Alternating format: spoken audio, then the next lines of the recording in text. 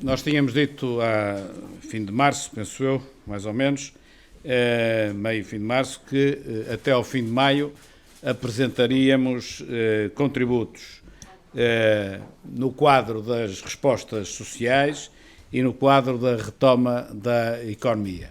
Chegamos, portanto, ao fim de maio, os trabalhos estão concluídos, este da área social está concluído, o da economia está praticamente concluído, portanto, para a semana apresentaremos as nossas sugestões, propostas, contributos para a retoma económica, hoje ideias para a resposta de ordem social, que é uma matéria que nos preocupa, penso que preocupa toda a gente, com o aumento do desemprego, e não é só o aumento do desemprego, penso que até a quebra de rendimentos é mais relevante que o aumento do desemprego, porque abrange uma população muito maior, há muita gente com quebra de rendimentos por força do layoff. E depois ainda há um fenómeno que era evidente e que eu espero que esta experiência com a pandemia venha a corrigir em muitos aspectos, é que há muitas pessoas que não se preocuparam em descontar para a Segurança Social durante, enfim, a sua carreira profissional e naturalmente agora têm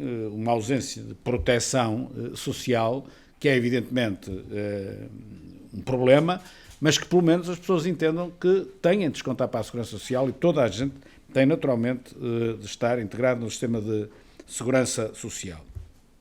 Aqui estão 26 sugestões, 26 propostas, 26 ideias, não são colocadas da forma como muitas vezes é colocado, quer dizer, está aqui e isto é que resolve tudo, se o Governo não fizer está tudo mal. Não, isto são os nossos contributos. E o Governo pode aproveitar umas, não aproveitar outras, fará como entender e responsabiliza-se naturalmente por aquilo que fizer. Da nossa parte são os contributos. Este tipo de contributos normalmente é feito no Conselho Estratégico Nacional, mas como o Conselho Estratégico Nacional não ficou completamente fechado antes da pandemia, vamos tentá-lo fechar agora, não consegue em todas as áreas ainda responder como deve responder e, portanto, este programa foi muito mais centrado no grupo parlamentar do que no próprio Conselho Estratégico Nacional e por isso eu queria agradecer aqui à deputada Clara Marques Mendes que coordenou este trabalho no quadro do grupo parlamentar, com alguma participação do SER, mas fundamentalmente no grupo parlamentar. O documento está dividido em dois grandes grupos, as respostas diretas, ou mais diretas à questão da pandemia, e depois umas medidas de ordem mais estrutural, que ajudam a combater, mas que têm a ver mais com aquilo que deve ser estruturado na sociedade portuguesa ao nível social.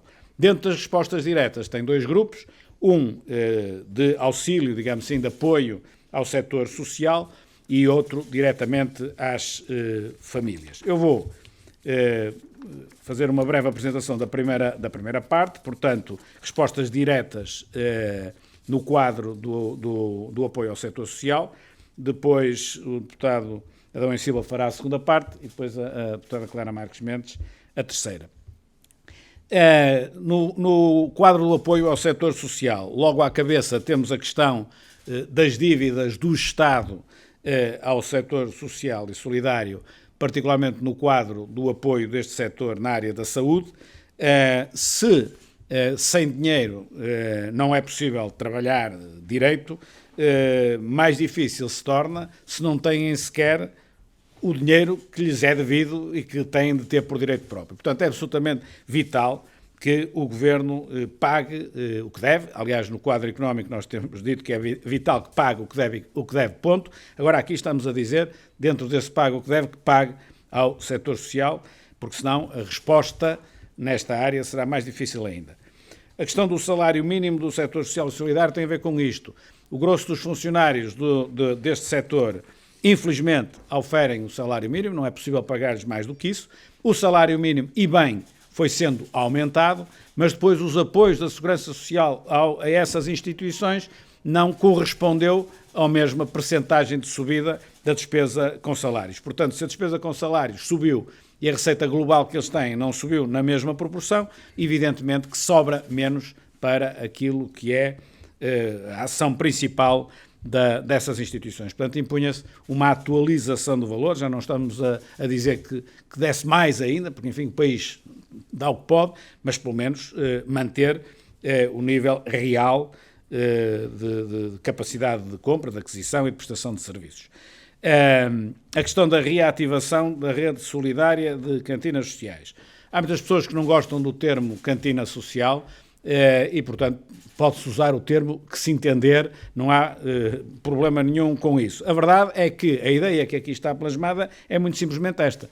Tem de haver locais onde as pessoas possam ir buscar apoio para a sua alimentação quando estão nessa situação.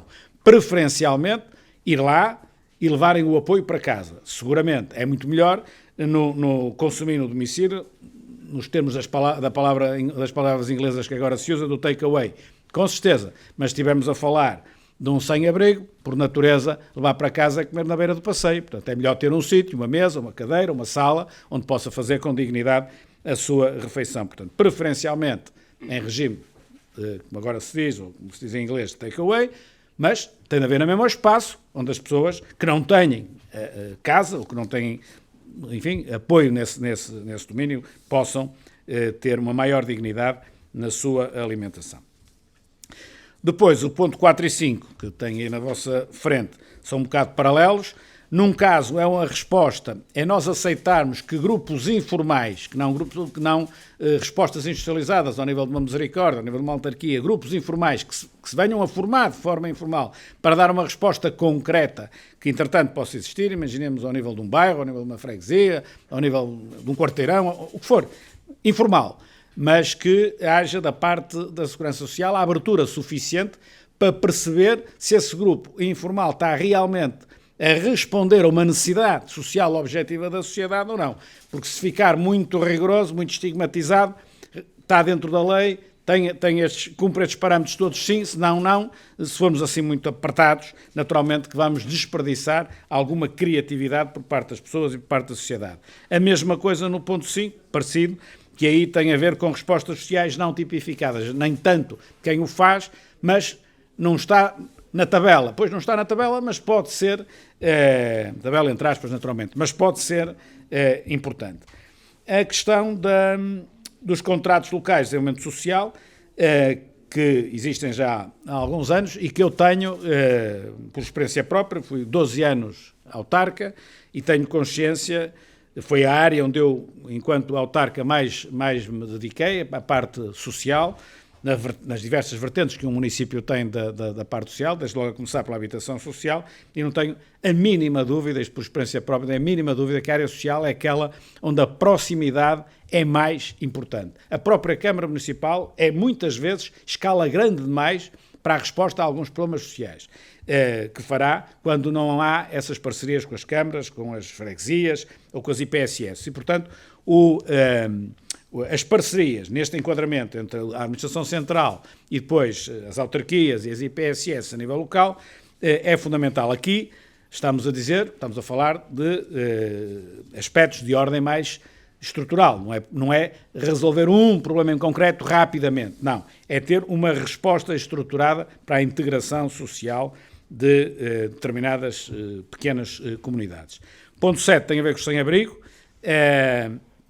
O Sr. Presidente da República tem alertado muito e muito bem para este aspecto, não tem melhorado em Portugal e nós tememos que, face ao que está a acontecer, possa vir a piorar. Portanto, o que está a acontecer pode não piorar, mas melhorar é que não vai melhorar se nada se fizer.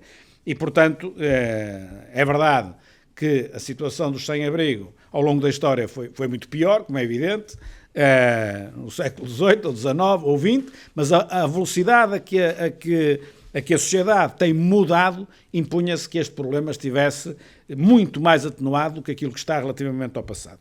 E, portanto, é um alerta que aqui deixamos. Tem o seu perfil estrutural, mas no enquadramento atual pode ser ainda mais importante. O último ponto deste grupo tem a ver com o reforço do Fundo de Socorro Social, que existe justamente para situações de contingência, calamidade, emergência social, quando as pessoas ficam sem casa, enfim, portanto, faz todo o sentido que seja reforçado, justamente para responder àquilo que é normalmente chamado a responder. E agora pedia ao deputado Adão e Silva que continuasse com o ponto seguinte. Muito obrigado, Sr. Presidente. Antes de mais, também um cumprimento a vós todos e também um elogio à minha colega Clara Marques Mendes, para me referir a algumas medidas e depois destacar 3 com mais um pouco de detalhe. Desde logo, o subsídio de desemprego e subsídio para a cessão de atividades, que gostávamos que tivesse uma redução mais substancial do chamado prazo de garantia. Como sabem, o prazo de garantia é um elemento muito importante, uma variável importante na atribuição destas prestações sociais e, portanto, nós estamos numa situação muito complexa, onde, obviamente, a celeridade e o benefício social tem que ser inquestionável. Depois já há um segundo, que tem a ver com o layoff simplificado, que já voltarei a ele. Um terceiro tem a ver com o subsídio de caráter eventual às famílias, que tradicionalmente era dado pela Segurança Social, com verbas muito escassas e que, no nosso entendimento, deve ser reforçado. Ainda, o 12º tem a ver com a tarifa social de fornecimento de energia elétrica. O 13º, uma maior celeridade no pagamento dos subsídios sociais e familiares e das pensões, já voltarei aqui. Um 14º, com maior celeridade no reembolso do IRS, que agora está na ordem do dia. Um 15º, com políticas ativas de emprego. Um 16º sobre a requalificação profissional e um 17º sobre a realocação dos recursos dentro da administração pública. Deixem-me agora dar 3 destaques que me parecem importantes também, de alguma maneira, para explicitar melhor alguns dos aspectos que são subjacentes a estes títulos de medida. Sobre a questão do layoff simplificado, já nós todos percebemos que o layoff se tornou em Portugal e noutros países europeus e até fora da Europa como uma medida muito importante, muito operacional, para conseguir 3 aspectos essenciais. Por um lado, a proteção dos trabalhadores. Por outro lado, assegurar que o rendimento das famílias não se estabiliza e não cai numa situação de precipício. E, finalmente, garantir que a economia e as empresas se mantêm capazes e robustas. O que nós entendemos é que o Governo deve manter um prolongamento do layoff, deve fazê-lo de uma forma, eventualmente, modulando as percentagens do valor, mas, sobretudo, olhando para aqueles setores que continuam com incapacidade funcional por própria determinação do Governo. E, portanto, nós continuamos a apostar nesta medida que é o layoff, medida que, aliás, está prevista desde há muitos anos no Código do Trabalho, que era resquicialmente utilizada, mas que agora nos parece importante que ela continue a ser ativada e continue a ser até intensificada. Depois deixa-me destacar uma segunda medida. Tem a ver com aquela 13ª que falei, que é a maior celeridade. Nós, muitas vezes, temos a sensação de que o Estado é um pouco dorminhoco, não é célere, não responde, é muito rotineiro. E nós achamos que não há tempo para agora termos um Estado dorminhoco, um Estado inoperacional. O Estado tem que ser célere, tem que ser rápido e tem que ser muito operacional, sobretudo no que tem a ver com a atribuição das prestações, sobretudo prestações sociais, quer em dinheiro, quer em espécie, mas sobretudo estamos a falar aqui de prestações sociais em dinheiro, são as prestações da Segurança Social, para que os cidadãos tenham a certeza de que o futuro não é ingrato, não é adverso. E, portanto, nós tivemos durante estes anos, como estão recordados, os senhores jornalistas há muitos anos que acompanham estas questões, e sabem muito bem aquilo que tem sido o inexplicável dos atrasos na atribuição, no processamento e atribuição das pensões. E, portanto, nós achamos que nisto não pode ocorrer, o Estado tem que ser dinâmico, tem que ser capaz de rapidamente processar as prestações sociais, pensões e as outras. Há também algumas queixas de que, no caso do layoff, houve aqui atrasos, compreende-se, porque subitamente caíram nos serviços de segurança social milhares, dezenas, centenas de milhares de pedidos e, portanto, a máquina não estava preparada. Muito bem, depois daquele impacto inicial, urge que esta máquina seja realmente preparada, porque o Estado Social, que o PSD se orgulha muito de ter ajudado a construir, não pode ser um chavão, muito menos uma ficção, tem que ser algo que se materializa no terreno e no cotidiano das pessoas. E, finalmente, deixem-me abordar um outro aspecto que para nós é estrutural, tem a ver com o ponto 17º, realocação dos recursos dentro da administração pública. É certo que nos últimos anos foram encaixados, admitidos no Estado e transferidos, mudaram de situações de provisórias e até precárias para situações definitivas a nível dos trabalhadores do Estado, dos funcionários públicos. Mas esta inclusão, que era um chamado PREF-PAP, o mecanismo do PREF-PAP, nem sempre foi acompanhado de uma reforma estrutural da administração. E, portanto, nós achamos que é necessário que haja uma capacidade de mobilizarmos os recursos da administração pública, colocando-os naqueles sítios que são fundamentais, neste momento, sobretudo na questão da saúde, isso tem sido recrutado recursos humanos na saúde e bem, mas também a nível da segurança social, porque a segurança social está-se a perceber que, através da sua capacidade e da sua vocação, responde prontamente àquilo que é exigido. Mais a mais, o Governo, na sua lei orgânica, tem até uma coisa excepcional, que não se via há muitos anos, uma ministra da Administração Pública.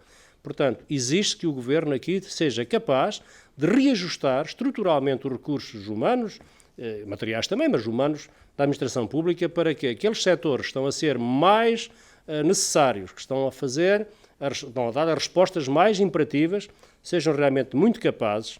E, portanto, nós proporemos também isto ao Governo para que rapidamente, isto não precisa de grandes estudos, os estudos estão praticamente todos feitos e as evidências das necessidades estão aí para deixar também este sublinhado, para que rapidamente o Estado seja muito capaz, seja muito dinâmico, muito empenhado e seja, obviamente, esteja atento àquilo que são as necessidades dos trabalhadores. Muito obrigado. E das pessoas em geral, das famílias. Muito bom dia, Srs. jornalistas.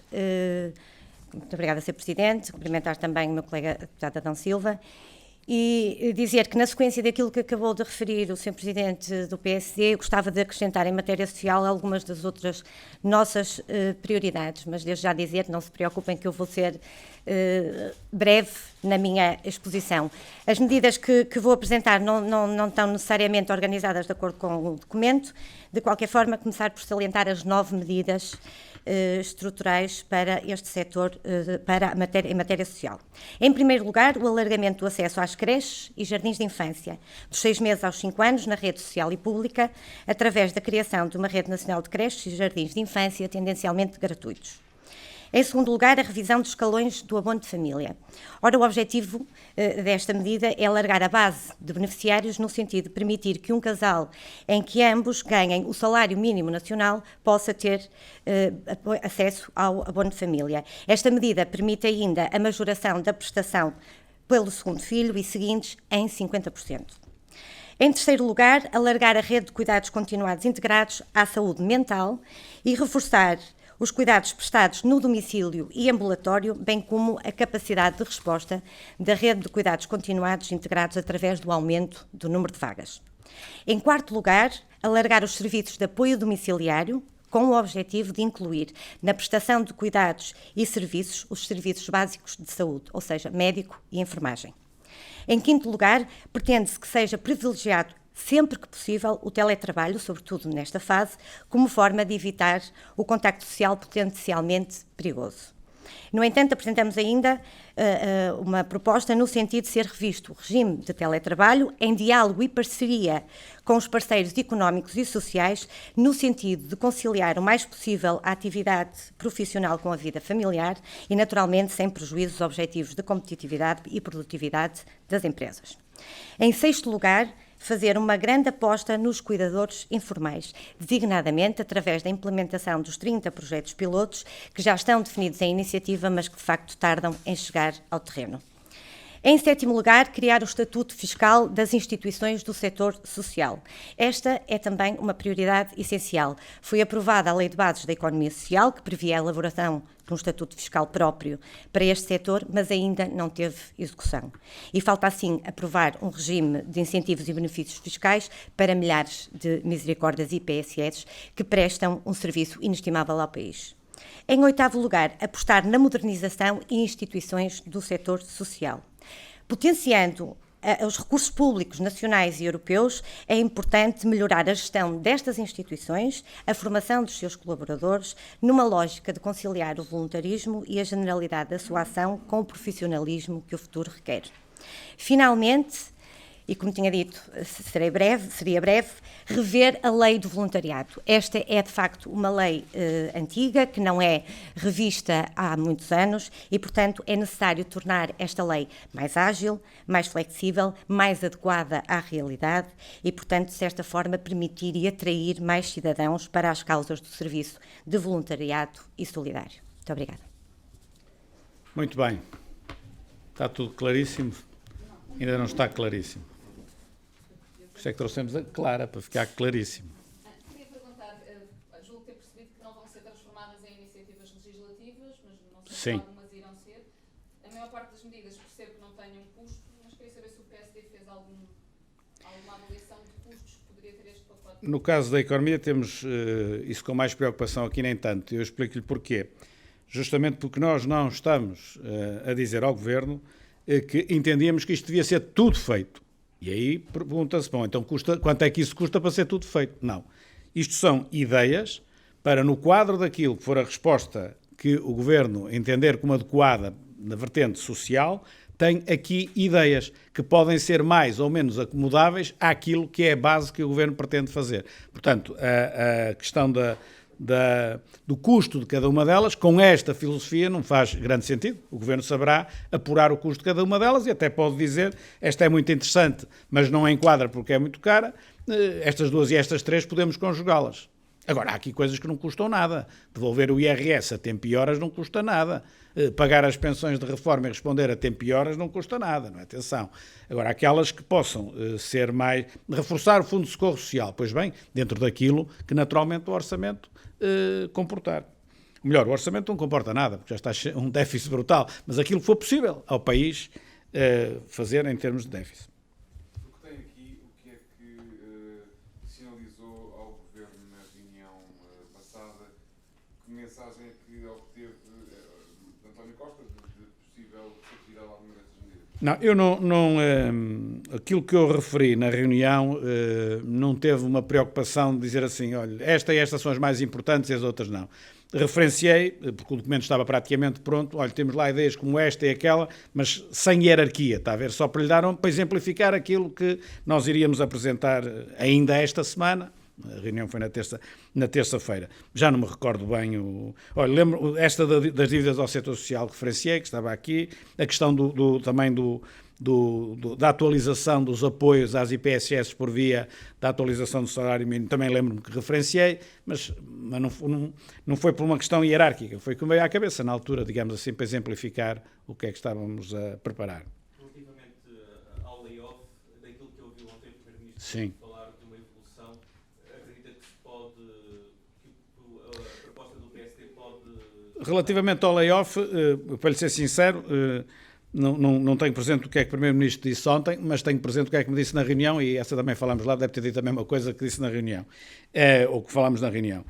Impõe-se, como aqui está, que o layoff seja adaptado às novas circunstâncias. Aquilo que são empresas que continuam pura e simplesmente encerradas e têm de continuar encerradas, o Governo tem de continuar a dar o layoff, no mínimo, como tem dado até à data. Imagine, quem organiza grandes festivais de música e isso está parado.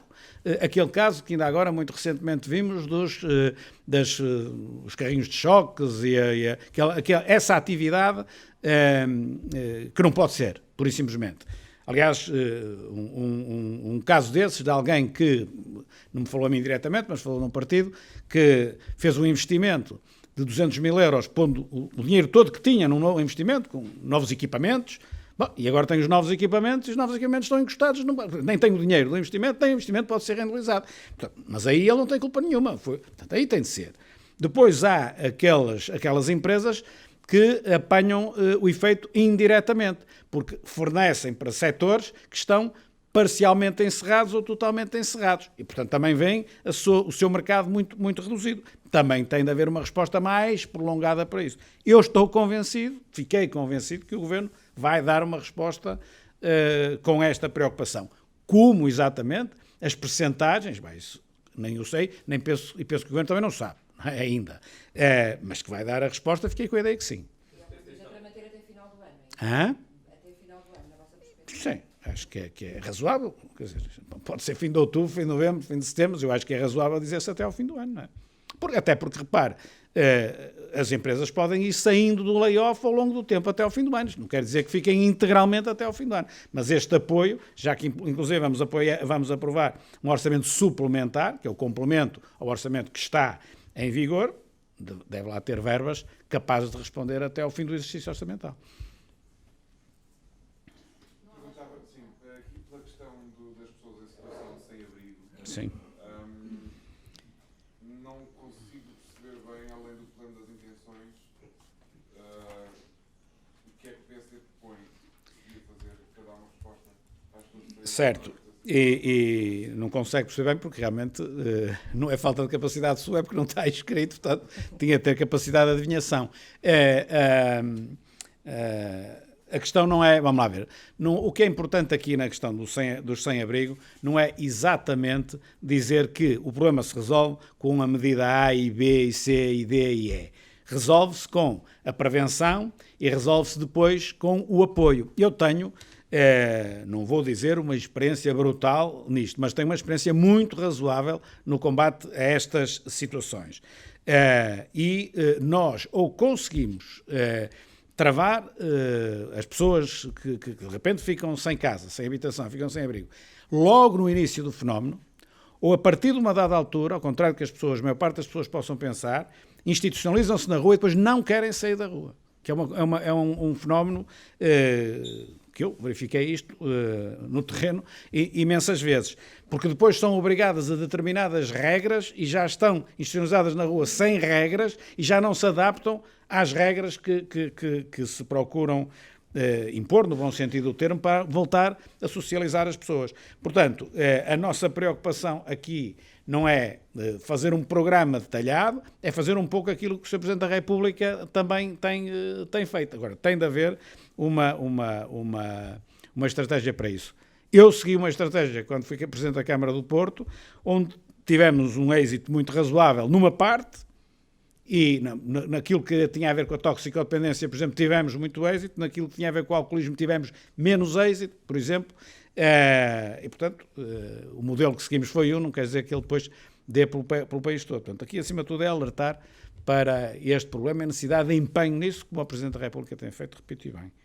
Ontem o Primeiro-Ministro, e usando as palavras do Sr. Deputado, disse que o Estado não estava especialmente dorminhoco no pagamento do IRS, estava a cumprir com a normalidade e que estavam asseguradas as necessidades de financiamento do país depois das declarações do Dr. Rui Rio no dia anterior. Fica descansado com as palavras do Primeiro-Ministro? Que estão salvaguardadas as condições de tesouraria imediata da República, do país, estão. Isso com certeza, e isso foi das coisas que se abordou na reunião com o Primeiro-Ministro e que estava o Ministro das Finanças presente. Sim. Agora, tanto pode-me dizer assim, então se estão a atrasar os reembolsos do IRS, porquê? Se há liquidez para os pagar. Não sei responder. Portanto, o que é que eu acho? Acho que têm de pagar os reembolsos do IRS com a rapidez que se impõe. No caso das pensões de reforma, isso já tem a ver com problemas de ordem administrativa e burocrática na Segurança Social que têm de ser resolvidos através da organização e, portanto, não sei por que razão, no caso particular do IRS, não estão a pagar com a celeridade que se impõe. Agora, também vi algumas notícias que não me parece que seja por constrangimentos de tesouraria, por aquilo que eu sei das folgas que existem no IGCP. A serem aprovados os 15 mil milhões anunciados para Portugal do Fundo Europeu é suficiente? Eu não me queria ainda pronunciar sobre isso porque não tenho exatamente o quadro à minha frente. Se são os 15 mil milhões rigorosamente líquidos, se a isso é preciso, por exemplo, deduzir aquilo que são contributos que o Estado também tem de dar. Ainda não tenho à minha frente completamente claro o que é que será, mesmo por empréstimo, o que será fundo perdido. Ainda não tenho também ainda não está clarificado naquilo que é fundo perdido, quando e como será pago, porque se a União Europeia vai ela própria ao mercado, naturalmente que depois tem de pagar ao mercado, senão ninguém compra os títulos. Portanto, tudo isto ainda carece de uma maior clarificação e até decisão, e que me parece que não vamos ter, infelizmente, tão cedo, porque estão programados conselhos europeus no tempo, podem ir até agosto, no limite, podem travar, não é, a solução até agosto, e para lá de agosto que seria dramático. Portanto, eu acho que é um bocadinho prematuro avaliar isso. De qualquer maneira, uma avaliação posso fazer e posso dizer que a União Europeia, na sua esmagadora maioria, está preocupada em dar uma resposta forte e comum, sim, e isso é positivo. Depois a quantificação e a forma de... Há muitas formas, não é? Que agora também em público não quero estar aqui a dizer, mas depois temos de saber descodificar isso. Eu queria perguntar assim, aqui é a medida 11, este que não foi destacado, subsídio de caráter eventual às famílias. Sim, e é importante. E que está aí a bold, eu agora não tenho aqui a minha frente, mas lembro-me que pusemos a bold, que é pontual e transitório, não é? Ou assim, é questão pecuniárias de natureza excepcional e transitória. Excepcional e transitório. Isso até pusemos a bold porque era essa a importância. Portanto, aqui é mesmo, digamos, aqui é mesmo uma situação absolutamente excepcional e transitória, ou seja, apoiar as pessoas, está aí escrito, não é? Em questões, por exemplo, com despesas com rendas, aquisições de bens e serviços de primeira necessidade, a questão, por exemplo, está aqui dos computadores, se continuarem as crianças a ter de ficar em casa e as famílias não têm meios para ter o computador, ou imagino uma segunda televisão em termos de telescola porque a família é maior e só há uma para a família toda. Portanto, é uma situação mesmo excepcional e aqui o importante é o transitório, porque normalmente nestas coisas, depois o transitório tende a ficar. E isso é que seria gravíssimo, porque isto é absolutamente contra a natura. Isto só faz sentido no enquadramento absolutamente especial que nós podemos vir a viver, não é? Por força da parte social. Só quero acrescentar em relação a esta matéria o seguinte. Esta questão deste tipo de subsídios, chamados subsídios eventuais, é algo que existe na Segurança Social há décadas. E é um mecanismo ultra rápido de os serviços da Segurança Social, confrontados com uma situação de precariedade social, poderem disponibilizar à família, à pessoa, um valor financeiro pecuniário para responder de imediato a uma dívida na farmácia, a uma dívida no supermercado, etc.